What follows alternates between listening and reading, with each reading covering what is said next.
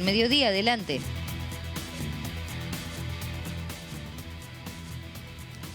Hola Danisa, y eso es un puntapié inicial para poder tomar conciencia del lugar de privilegio en el cual vivimos. En la ciudad de Paraná, en la provincia de Entre Ríos, que ya su nombre nos enmarca en una región y en una manera de ser que está atravesada por el agua. Es por eso que en este caso lo que vamos a tratar de desentrañar es qué pasa con esta zona del mundo, cómo está hoy el recurso del agua y qué es lo que hay dentro de ella. Junto a nosotros está la profesora Laura Eberle y el ingeniero Antonio Velasco, que tiene la gentileza en principio de contarnos, hay una capacitación que ustedes van realizando y desde cuándo el río es parte del estudio. Buenos días. Bien, buenos días a la audiencia, muchas gracias por acercarte. Entre Ríos hace más de 20 años, integra un proyecto de investigación que nació después de unos pulsos de descenso drástico del río, allá por 2004-2005, que se denominó Proyecto Sábalo, y la intención de este equipo interdisciplinario de investigadores lo que hizo fue empezar a tomar datos con métodos bien establecidos respecto de la ictiofauna. Este proyecto fue creciendo, hoy se conoce como proyecto EBIPES. Entre Ríos es una de las 7 provincias que integra este proyecto y se ha propuesto juntar este conocimiento, hacer periódicamente en cada estación monitoreos para observar y estudiar qué pasa con las especies de peces, sobre todo las que tienen, por un lado, interés comercial y las que tienen interés deportivo.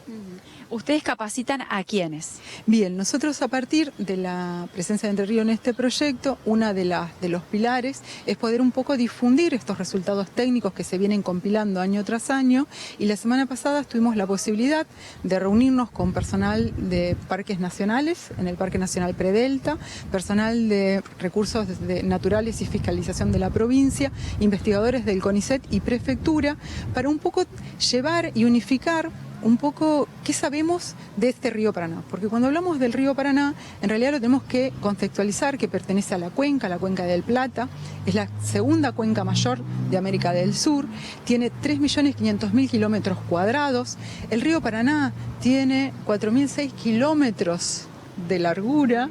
Entonces, cuando hablamos del río, tenemos que también situarnos donde estamos ubicados. ¿Y cuántas personas viven en esta zona, alrededor del río? Bien, la Cuenca del Plata forma parte está inserida geográficamente en 5 países. Paraguay, la República Federativa de Brasil, la República Plurinacional de de Bolivia, la República de Paraguay, Uruguay y Argentina. Se estima que en esta cuenca viven alrededor de 110.000 millones de personas desde São Paulo hasta Buenos Aires. Recién hablábamos de que uno está acostumbrado a mirar el río y lo vemos así enorme y es parte de nuestro ADN ya. ¿Qué pasa en otros lugares? ¿En otros lugares del mundo tienen el mismo concepto del agua que nosotros? No, hablábamos en la pausita.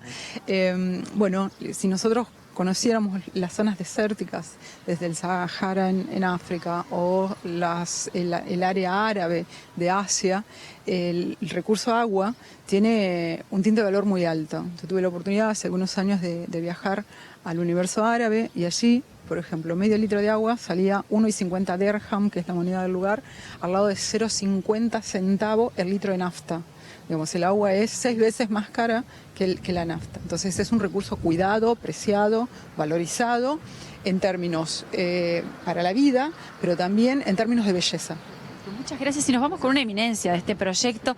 ¿Cuánto hace que investiga lo que pasa en el río, ingeniero? En el río, en este tema, en el proyecto que tiene que ver con los peces, hace 20 años. ¿Y qué conclusión se puede sacar desde aquellos 20 años a hoy?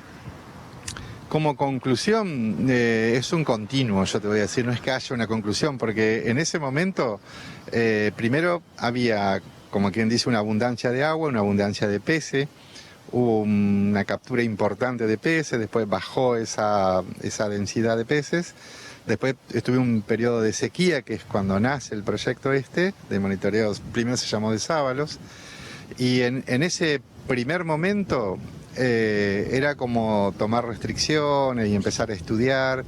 En este proyecto se toma primero como de los biólogos más conocidos, un ejemplo doy, que era el tomar las escamas de los sábalos para tomar las edades. Después se descubrió que cada vez que había una bajante como esta, los sábalos necesitaban esos minerales, los retraían de las escamas, entonces como que restaban años. Entonces se creía que vivían 5 o 6 años. Después que se empezó a hacer estos estudios, se tomaron los otolitos como algo, es un huesito que está dentro del oído, y como que sería algo más perdurable con este tema de las subidas y bajantes del río. Bueno, se llegó a más o menos una edad entre 28 y 30 años, de entonces que las estrategias de manejo son totalmente diferentes. ¿Cuántas especies puede haber en el río? Y hay alrededor de 940 aproximadamente en todo el cauce, digamos así. ¿Cuánto vive un pez en su estado natural? Y de todo, en este caso estamos hablando del sábalo, unos 25 o 30 años. Increíble. Está Washi, que es el conductor del otro lado, que seguramente es gran pescador y gran conocedor del río, seguramente va a tener alguna pregunta para hacernos. Pero si le parece, vamos a algunas ideas o algunos mitos que nosotros tenemos, y es que cuando baja el río se mueren los peces. Cuando baja el río es como que cambia. El río, en realidad, la bajante y la creciente son naturales del río. Como siempre, cuando baja el río, algunos se desfavorecen y otros peces se favorecen. Y cuando sube el río pasa lo mismo, algunos están más favorecidos y otros menos favorecidos. En eso no tenemos ninguna duda, digamos. Aparte, a ver, cuando hablamos del río y hablamos de los peces, siempre hablamos de los peces que se comen, de los peces que se ven, claro. Pero hay un montón de peces que están ahí, que son parte del río y que, bueno, no los vemos siempre, por lo menos. ¿Cuánto afectan las represas a la vida de los peces? Afecta bastante, sobre todo en los peces migratorios. Es una cuestión esto, ¿no? Porque si bien el hombre construye la represa por algunas necesidades, y yo comentaba hoy fuera del micrófono que si uno toma nada más que el agua marchara libre sin peces, podemos decir que lo único que hace la represa es bajar los picos de crecida, no tendría otra influencia. Pero lamentablemente en los peces migratorios no los deja subir a los que van aguas arriba o no los dejan bajar los que vienen aguas abajo, siendo que sí existen esclusas especiales para esto, pero por alguna razón es como que la represa tiene un foco más importante, que es producir electricidad. Entonces por ahí la posibilidad esta de subida y bajada de los peces o las escalas no funcionan tal cual como teóricamente a veces parece que funcionan. ¿Hay rivalidad o es complementario el río Paraná con el Uruguay? Pienso que son complementarios, ¿no? Es un río, ellos le llaman el río de los pájaros, es un río con agua un poco más cristalina, tiene una naciente en la zona de la cuenca del Curitiba que es mucho más de piedras y de arena. El río en sí tiene un origen volcánico, en cambio el río Paraná tiene un origen en el pantanal de allá, y después se complementa también con parte del río Iguazú, que viene del mismo origen del río Uruguay, pero del otro lado, del lado de la cordillera, tiene los ingresos del Pilcomayo, del Bermejo, que son más de la precordillera, zona de Bolivia, y esto arrastran muchos sedimentos. Que esos sedimentos también es lo que hace que se construyan islas. Todo el tiempo el río es una dinámica.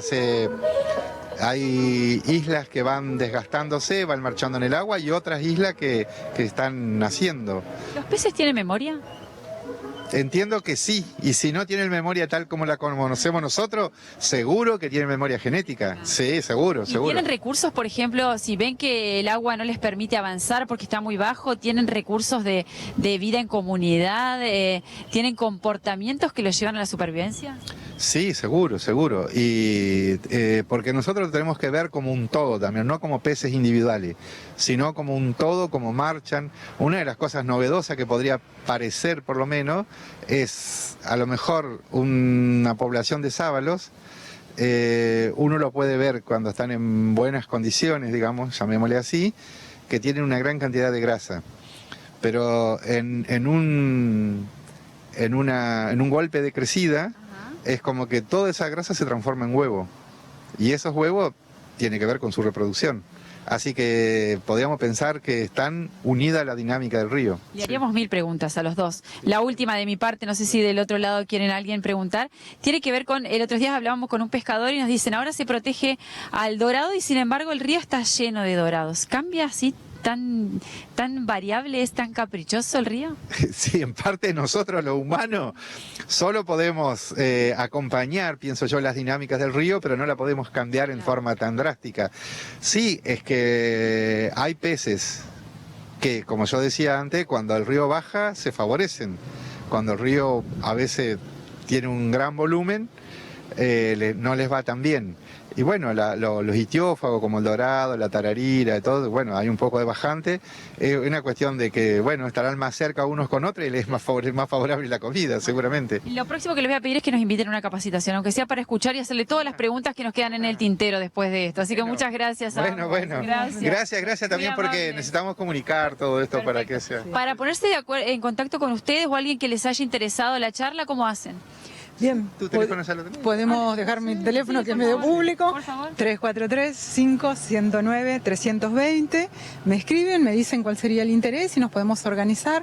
La idea siempre es poder acercar estos conocimientos, cada uno de su experticia, cada uno de su experiencia. Siempre trae algo para sumar a esto que hace 20 años técnicamente se viene sumando, juntando en términos de conocimiento. Bueno, ahora lo queremos socializar un poco porque eso hace que todas las partes puedan dialogar. Muchísimas gracias, Laura Antonio, muchas gracias. Muy amables, gracias. Hasta aquí a la orilla del río Guashi para tu envidia en esta siesta tan preciosa, y en esta nota nos permite conocer un poco más, ampliar la mirada sobre este privilegio de vivir en esta zona del mundo donde el agua es parte de nuestro ADN. Escuchando atentamente a esta eminencia, Andrea, y quedan miles de preguntas por hacer. Realmente un tema muy, pero muy interesante para quien le apasiona esta historia sobre la fauna ictícola, sí. Un recurso tan importante para toda nuestra provincia. Pero el tiempo nos corre y en este caso, como corre el río...